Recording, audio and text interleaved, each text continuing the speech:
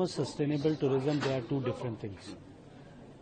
Ecotourism is a part of sustainable tourism, but the overall tourism should become a tourism industry and the stakeholders, with the partnership of the stakeholders, the overall tourism should become sustainable. हर जगह sustainable बने.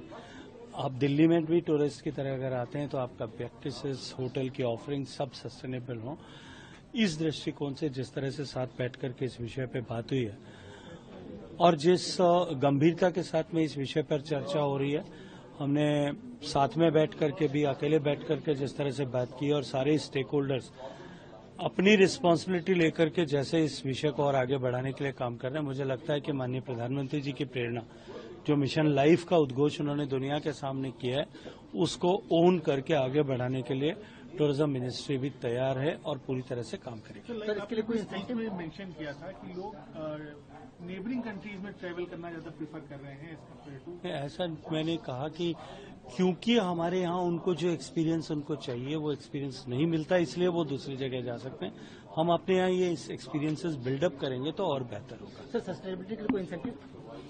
सब hotels अपनी तरफ से कुछ incentives दे सकते हैं, कुछ देते हैं, कुछ लोगों ने शुरुआत की है. ऐसे बहुत सारे एग्जाम्पल्स हैं जो सस्टेनेबल प्रैक्टिस अप्रोच जो है उनको अगर टूरिस्ट अडेप्ट करे तो उसको कुछ इंसेंटिव मिल सकते हैं.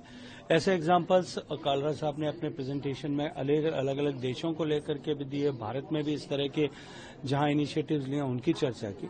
अगर मैं सरकार के दृष्टिकोण से बात करूं तो निश्चित रूप से जो राज्यों के प्रपोजल भारत सरकार के पास में विभिन्न स्कीम्स में आते हैं, चाहे स्वदेश दर्शन में, चाहे प्रसाद स्कीम में, चाहे शासकी की स्कीम में, उनके निस्तारण के लिए राज्यों को प्राथमिकता देना जब तय करते हैं, उसमें सस्टेनेबिलिटी को भी एक जो है प्रमुख वर्टिकल के रूप में हम लोग कंसिडर कर रहे हैं.